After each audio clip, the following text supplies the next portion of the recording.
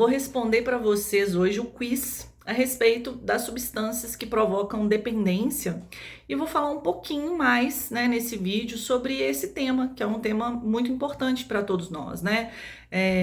Como que nós nos relacionamos com as coisas que produzem vício? Por que que a gente fica tão dependente delas, né? Então eu coloquei lá sexo e é um comportamento. Então, quando uma pessoa tem um vício em algum tipo de comportamento, a gente chama de compulsão, né? Uma compulsão aí por sexo, uma compulsão por masturbação, uma compulsão por pornografia, por roubo, por compras, né? Por comida. Tem pessoa que tem uma compulsão alimentar, né? Praticamente incontrolável, né? Gera ali uma ansiedade extrema até que a pessoa consiga ir lá e acessar, né? E comer, ingerir o alimento e mesmo assim depois ela também sente um mal-estar. Então, assim, o processo é muito semelhante para todas as dependências, né? Sejam elas químicas ou não. E aí, dentro das dependências químicas, a gente tem medicamentos, a gente tem as drogas, né? O cigarro, a bebida alcoólica, né, cocaína, maconha. E o que acontece no nosso cérebro para que a gente fique viciado nessas substâncias e nesses comportamentos? Para que a gente desenvolva essas adicções, né? O que acontece é que toda vez que o nosso cérebro vai receber algum tipo de recompensa, de ganho, ele libera ali na fenda sináptica, o que chama o espaço entre os neurônios, né? Vocês sabem que o nosso cérebro é formado por inúmeros neurônios que formam caminhos por onde a corrente elétrica vai passar e vai gerar ali uma resposta do nosso cérebro, né? O neurônio, para ele se ligar ao outro neurônio, ele precisa de um neurotransmissor. O neurotransmissor é que leva de um neurônio para outro neurônio e faz essa comunicação.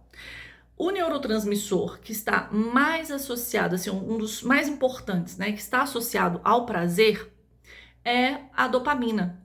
A dopamina, ela tem um efeito tão potente no cérebro que muitas vezes ela tem um impacto até antes da pessoa receber a recompensa, sabe? Assim, né? Tem testes dentro da área da psicologia muito famosos, né? O teste de Pavlov, onde ele coloca ali um sininho antes de alimentar o cachorro, e aí o cachorro ele fica condicionado, né? Ele aprende que quando o sininho toca, ele vai ser alimentado. Então, quando o sininho toca, ele já fica extremamente excitado ali, né? Por quê? E já tem a liberação de dopamina no cérebro, mesmo antes dele receber o alimento. Então, mesmo antes da gente acessar, seja a substância, seja aquele comportamento, né? Por exemplo, o jogador, ele fica ali com aquela sensação de prazer e de adrenalina, né? Aquela questão assim, aquela emoção toda, mesmo se ele não ganha, e antes dele ganhar, né? Não é assim, porque eu vou ganhar, eu só vou sentir prazer quando eu ganhar. Não, a pessoa sente prazer mesmo antes. Então, para vocês terem uma ideia de como que a dopamina ela é poderosa e como que ela afeta, né, o nosso relacionamento com aquilo com que a gente é viciado, né, com as nossas adicções aí. Então, a dopamina, ela tem aí algumas características que eu acho importante de falar. Ela vai determinar, a gente vai determinar, né, por meio da dopamina e da sua quantidade em que ela é liberada e da velocidade em que ela é liberada no cérebro, é que a gente vai determinar se determinada substância é altamente viciante ou pouco viciante, né? Então, é de acordo com a resposta da dopamina. É a resposta tanto de velocidade quanto de quantidade em que ela é liberada no cérebro. E aí eu coloquei esses 3 para vocês, né? A gente poderia colocar vários outros exemplos, mas o curioso aí é que, olhem só, o chocolate, isso foram feitos testes em ratos de laboratório, tá? E a gente sabe que os testes depois são ampliados para os seres humanos, né? Mas lá a gente já conseguiu identificar que 55% de dopamina é liberado com o consumo do chocolate. Já com o sexo, 100%. E com a nicotina, 150%. Agora, o mais, né, vamos complementar esses dados que eu achei curiosos, assim, né? A cocaína, ela libera 225% de dopamina basal no cérebro. E a anfetamina, a gente, né, vocês já devem ter ouvido falar da metanfetamina, né, que é uma droga muito potente. A anfetamina, ela é uma substância também encontrada em medicamentos, principalmente medicamentos para o tratamento do TDAH, que é o transtorno do déficit de atenção e hiperatividade. Essa anfetamina, ela libera 1000% de dopamina no cérebro.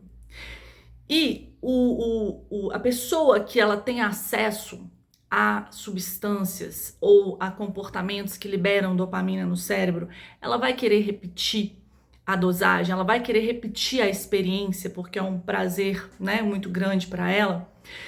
Só que uma característica que foi observada pelos neurocientistas é que a primeira experiência é sempre maior do que as outras experiências, porque o nosso cérebro, ele se adapta. Então ele vai se adaptar àquela, vamos dizer assim, aquele bombardeio de dopamina. E aí, da segunda vez que a pessoa usa, da terceira, da quarta, da quinta, com o passar do tempo, não tem mais o mesmo efeito. Então a pessoa, ela fumava ali um cigarro e já ficava tontinha, calminha, etc. Aí ela tem que fumar 5, 10, 20, né? E vai ficando insuficiente e a pessoa vai gerando um mal-estar e um sofrimento na pessoa, né? A busca pelo prazer, pelo puro prazer, provoca desprazer. É um paradoxo no nosso cérebro.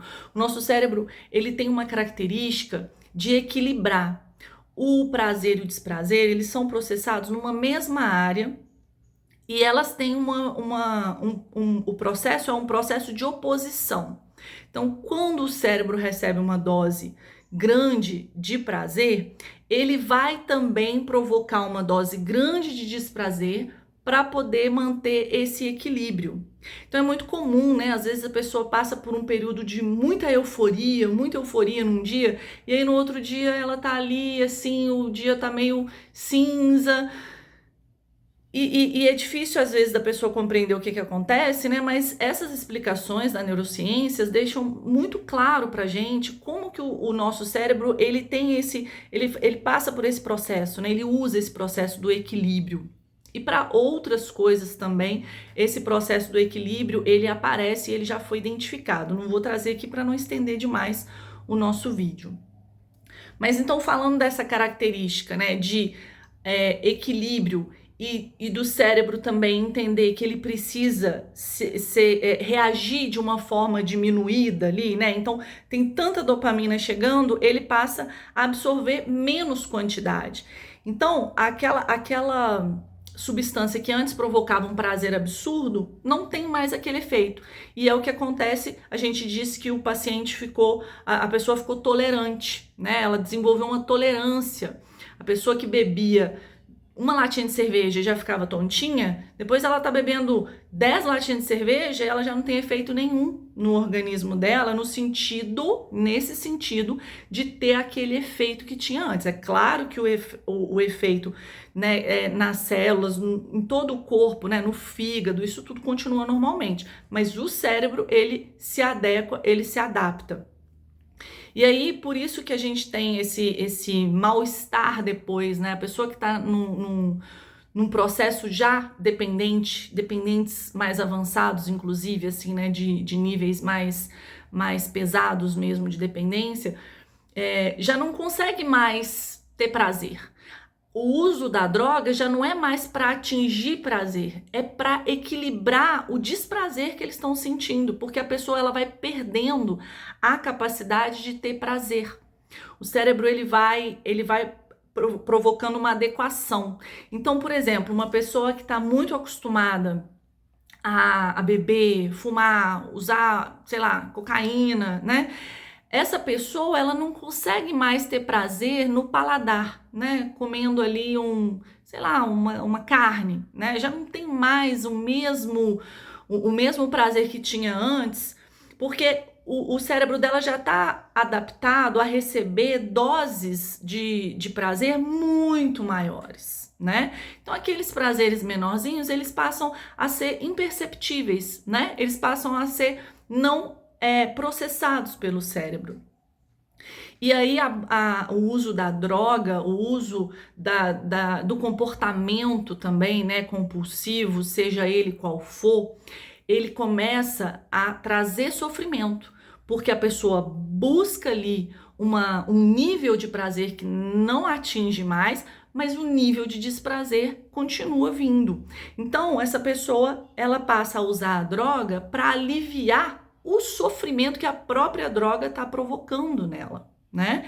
Então, assim, é muito paradoxo isso, né? A pessoa, por exemplo, que começa a jogar, ela começa a jogar na ilusão de que ela vai ganhar dinheiro com as apostas. E aí depois ela começa a perder dinheiro e ela continua jogando, não é nem porque ela quer ganhar dinheiro, é porque ela quer perder o prejuízo que ela teve antes, entende? Ela pensa, nossa, mas agora eu já tô devendo tantos mil, eu preciso ganhar pelo menos para eu recuperar o prejuízo que eu levei. Então, olha, o processo que acontece no cérebro com relação às nossas adicções é o mesmo. Então, uma pessoa que já está num nível avançado de vício, ela não está mais buscando prazer, ela está buscando eliminar o desprazer. E aí, muitas vezes, ela está buscando só ser normal, sabe? Ela só quer se sentir normal, ela não quer mais sentir todo aquele mal-estar que ela carrega por ter se tornado um dependente.